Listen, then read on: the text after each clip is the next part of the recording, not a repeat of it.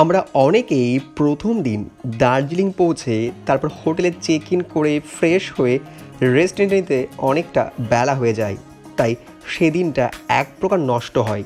কিন্তু রেস্ট শেষে যারা আমাদের মতন সময় নষ্ট না করে আশেপাশে কয়েকটি সাইট সিন করে নিতে চান, তারা কিন্তু আমাদের এই প্ল্যানটা ফলো করতে পারে। এরকম শান্ত রূপ যে এত ভয়ঙ্কর হতে পারে তা কিন্তু এটাকে না দেখে বোঝা যেত না। জাস্ট ইমাজিন আমাদের সামনে রয়েছে রেড পান্ডা। কি কিউট।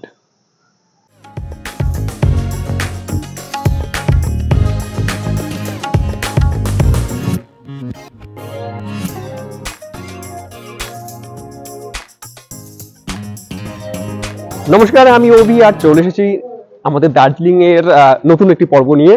আর অলরেডি দেখেছেন যে আমরা ট্রেনে কিভাবে এসেছি, বাসে কিভাবে এসেছি, আর এইটা আমাদের ফার্স্ট ডে ট্রিপ। যেহেতু আমরা লেট করে এসেছি, তো আমরা এই ট্রিপটা একটু অন্যরকম ভাবে করবো।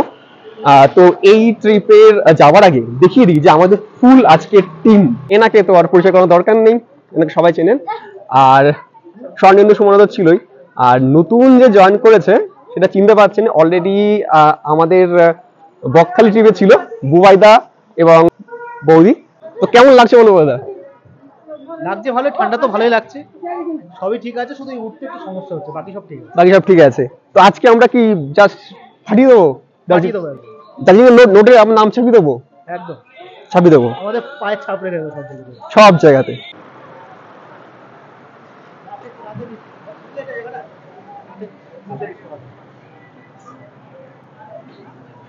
আচ্ছা, অনেকেই জানতে চাই যে দার্জিলিং এ এসে কোথা থেকে গাড়ি ভাড়া করবেন।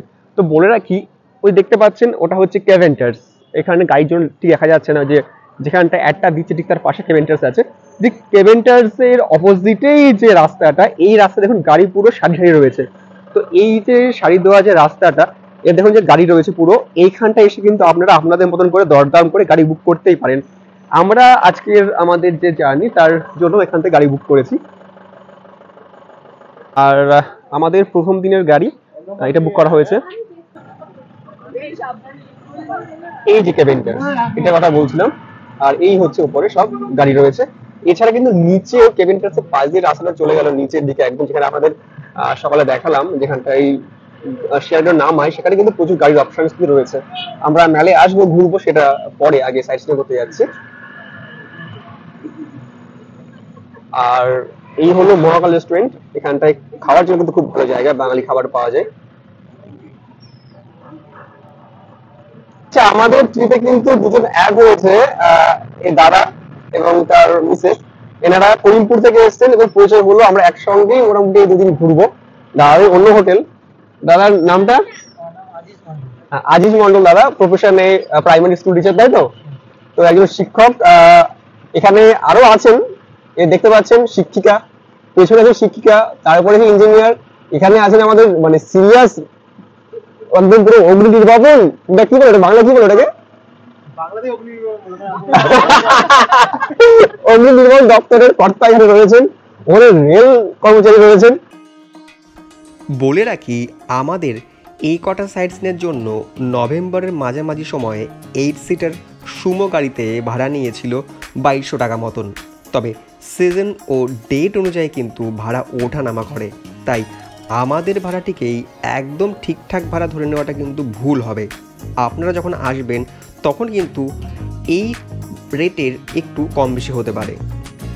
আমরা যেহেতু 8 জন ছিলাম, সেহেতু মাথা পিছু পড়েছিল মাত্র 275 টাকা মতো।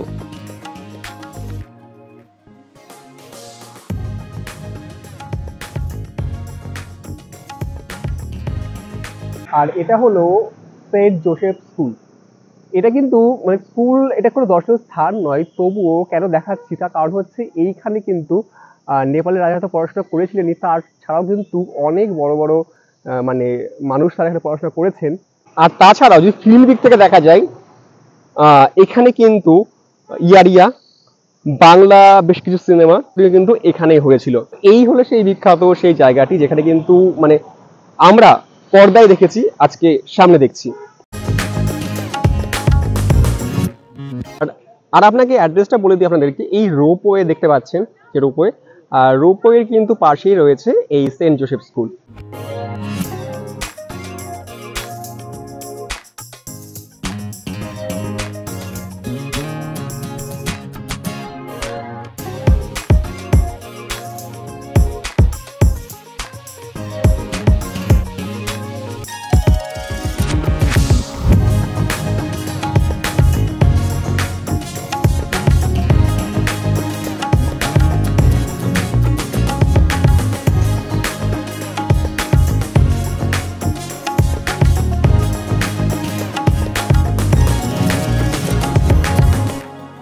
রোপওয়ে আসবার জন্য কিন্তু ওইখান দিয়ে টিকিট করতে হবে, তারপর আসতে হবে।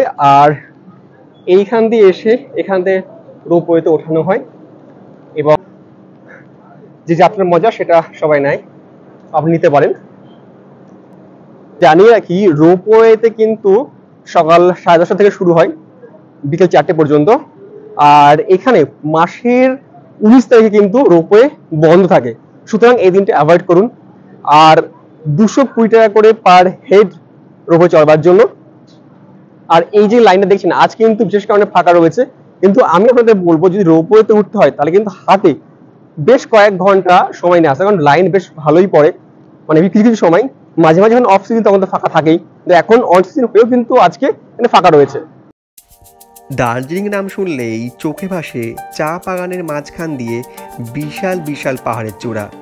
তাই এই দৃশ্য দেখতে আমরা পৌঁছে গিয়েছিলাম রঙ্গিত ভ্যালি টি গার্ডেনে। তবে পর্যটকদের জন্য একটি সীমানার পর যাওয়া নিষেধ।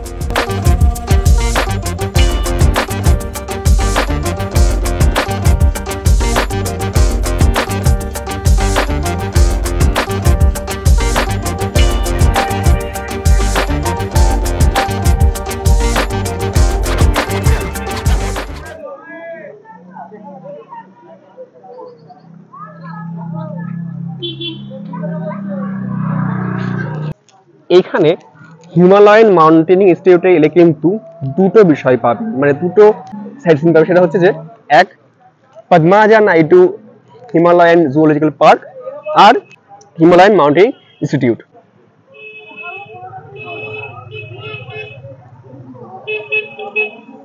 ঢোকার মুখে কিন্তু এখানে একটা ম্যাপ রয়েছে, যে ম্যাপে কিন্তু মানে দেওয়া আছে কোথায় গেলে কি পাওয়া যাবে। যেমন ধরুন এখানটায় barking deer, snow leopard, common leopard, black panther, common panther, Bengal natural history museum, tiger রয়েছে, হিমালয় উল্ফ রয়েছে। তো যা যা আছে তো সবই কিন্তু এখানটায় একটা ম্যাপ মতন দেওয়া রয়েছে। তো ম্যাপটা যদি কেউ দেখতে চান দেখতে পারেন। আমাদের সামনে রয়েছে রেড পান্ডা, কি কিউট, কি কিউট।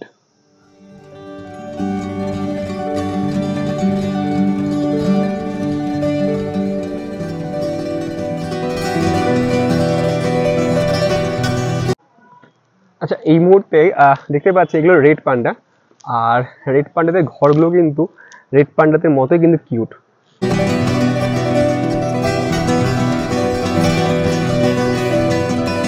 জু খোলা থাকে প্রতিদিন সকাল 8:30 থেকে বিকাল 4:30 পর্যন্ত। আর প্রবেশ মূল্য হচ্ছে 110 টাকা পার হেড ইন্ডিয়ান, এবং সার্কের আন্ডারে যারা আছে তাদের জন্য। আর যদি ক্যামেরা থাকে সেক্ষেত্রে কিন্তু 10 টাকা করে এক্সট্রা চার্জ লাগে। আর জু কিন্তু প্রতি বৃহস্পতিবার বন্ধ থাকে, তাই এই সময়টা কিন্তু বা এই দিনটা অ্যাভয়েড করতে পারেন বা করবেন অবশ্যই। আর এটি হলো সামহার ডিয়ার বা সামহার হরিণ, আর এটি কিন্তু ইন্ডিয়ার সব থেকে বড় হরিণ। আমাদের সামনে কিন্তু রয়েছে চিতা, দেখে বোঝা যাচ্ছে, বলার দরকার নেই। মানে এরকম শান্ত রূপ যে এত ভয়ঙ্কর হতে পারে তা কিন্তু মানে এটাকে না দেখে বোঝা যেত না। Just imagine, just imagine, just imagine.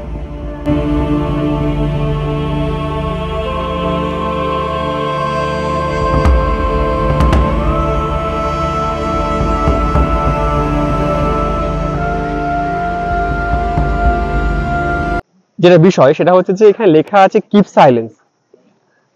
পশুরা কিন্তু সত্যি সাইলেন্স মুডে আছে। আর আমরা যারা এখানে এসেছি তাদের মধ্যে অনেক মানুষ কিন্তু এখানটায় ডাকছে, কেউ সুসু করে, কেউ চিৎকার করে, কেউ জোরে জোরে। মানে তাহলে এখানটায় মানে কে বা কারা তাহলে পরে মানে বেশি আধুনিক হলো, আমরা মানুষরা যারা কিনা পৃথিবীর সব থেকে সভ্য মানে একটা সৃষ্টি নাকি ওরা, যাদেরকে আমরা পশু বলি। তো এই সামান্য একটা ব্যাপার যে একটা পশুকে ওইভাবে ডাকা যায় না, তার উত্তর নেবে না, তারা আমাদের ভাষা বোঝে না, তো কেন ডিস্টার্ব করা। এই সময়ে হঠাৎ করে দেখা হয়েছিল কলকাতার একজন আমার দর্শকের সঙ্গে। ভদ্রলোক নিতান্তই খুব লাজুক, তাই ভিডিওতে আসতে ইতস্তত বোধ করছিলেন। সেই সময় এই সেলফিটা নিয়েছিলাম। আপনাদের সঙ্গে দেখা হলেও আমার বেশ ভালোই লাগবে। আচ্ছা, এইখানে যে দেখা যাচ্ছে কিন্তু ব্ল্যাক প্যান্থার অনেকটা দূরে রয়েছে এবং ঘুমোচ্ছে, যার জন্য ভালো দেখাতে পারছি না। ওইখানটা একটু রোদ আছে, সম্ভবত ওখানটা রোদ পোহানোর জন্য হয়তো যেতে পারে। আর এখানে কিন্তু রয়েছে বেঙ্গল ন্যাচারাল হিস্ট্রি মিউজিয়াম, তো যারা যেতে চান তারা যেতেই পারেন। আর পাশ দিয়ে কিন্তু রয়েছে এখানটায় টাইগার দেখার রাস্তাটা।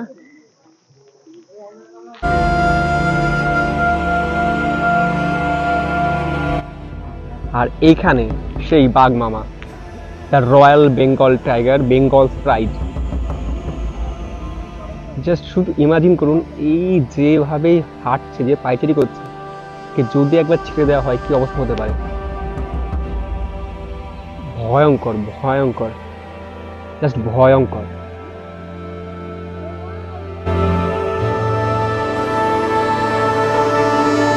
আর এইখানে কিন্তু রয়েছে হোয়াইট লেপার্ড। এই হোয়াইট লেপার্ড কিন্তু মানুষের থেকেও 5 গুণ বেশি শুনতে পাই। মানে আমি এত আস্তে কথা বলছি এখানটাতে, আমার পাশের লোক শুনতে পাচ্ছে না, কিন্তু আশা করি এই আওয়াজটা ঠিক তার কানে গিয়ে পৌঁছাচ্ছে। আর এই হলো সেই হিমালয়ান মাউন্টেনিং ইনস্টিটিউট।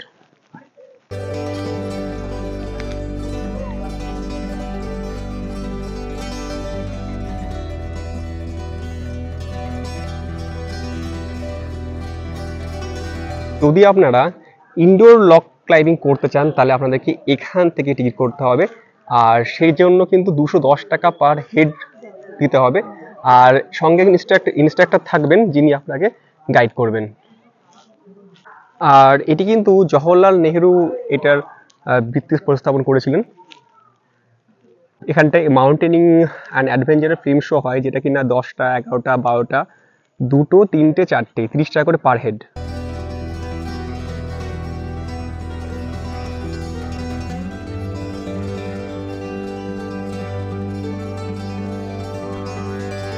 আর এটি হলো HMM এর মিউজিয়াম। এই মুহূর্তে হাতে সময় কম, যার জন্য প্রবেশ করছি না। আপনারা চাইলে কিন্তু এখানে আসতে পারেন, প্রবেশ করতে পারেন।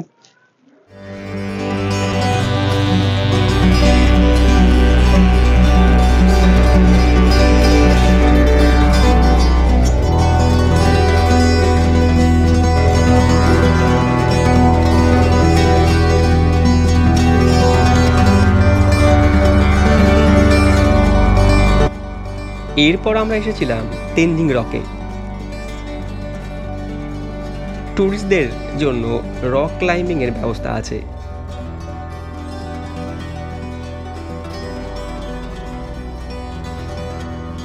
টিকিট মাত্র 100 টাকা। প্রতিদিন সকাল 6টা থেকে সন্ধ্যা 6টা পর্যন্ত খোলা থাকে এই তেনজিং রক। টেকনিক্যালি সমস্যার জন্য এখানকার কোনো সাউন্ডই আসেনি আমার, যার জন্য এই অভিজ্ঞতার প্রায় 7 মিনিটের ভিডিও সামান্য আকারেই তুলে ধরতে হচ্ছে আপনাদের সামনে। প্রথমে রিম্পা ও স্বর্ণেন্দু এবং সর্বশেষে আমি 100 টাকা টিকিটের বিনিময়ে রক ক্লাইম্বিং করেছিলাম। সেখানকার সামান্য অভিজ্ঞতা আপনাদের সামনে তুলে ধরলাম। আপনারা কে কে এসে এখানটায় এরকম অভিজ্ঞতা নিয়েছেন জানাতে কিন্তু ভুলবেন না, বা যারা আসতে চাইছেন তারাও কিন্তু আসবার পর কেমন লাগলো তা কিন্তু আমাকে জানাতে ভুলবেন না।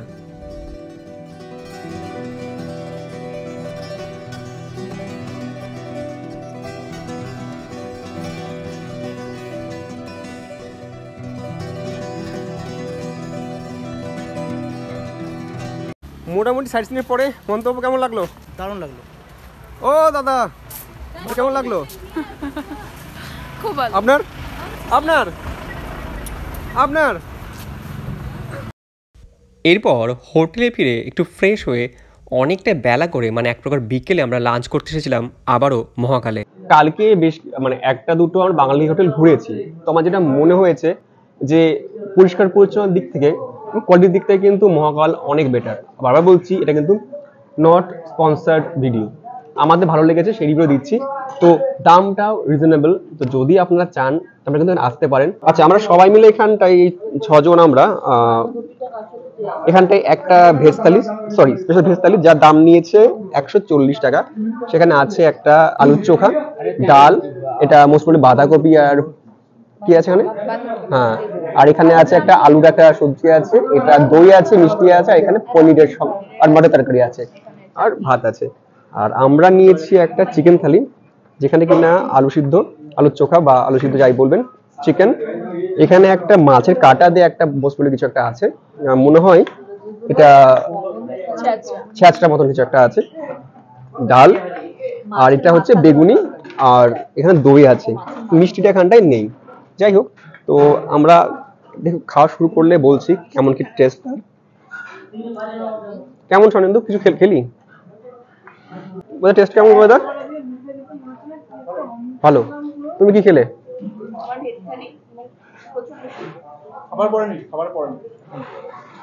কি খেলে, কেমন লাগছে? বাড়ির মতন তো। আর তোর কাঁচা লঙ্কা ঝাল আছে। আপনি খাবারটা কেমন খাচ্ছেন?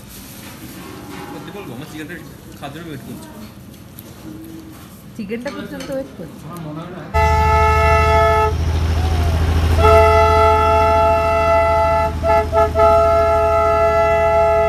ভালো করে দেখুন, এইটা কিন্তু কাঞ্চনজঙ্ঘা, আর আপনাদের দেখা চলেছি এভারেস্টের শৃঙ্গ। এই বরাবর যে ভিজিবল দেখা যায় সাদা অংশটা, আমার ক্যামেরায় যেটি আসছে, এটি কিন্তু এভারেস্টের শৃঙ্গ। আজ কিন্তু ওয়েদার তো ভালো আছে, সঙ্গে আমার লাক এতটা ভালো ভাবতে পারিনি যে এখান থেকে এভারেস্টের একটা শৃঙ্গ দেখতে পারবো। এবং এই জাপানিজ টেম্পল এবং পিস অফ পেগোটা কিন্তু একদম পুরো পাশাপাশি, আর এইখানে উঠতে গেলেও কিন্তু জুতো খোলা দরকার নেই, তবে উপরে ওঠা যেতে পারে।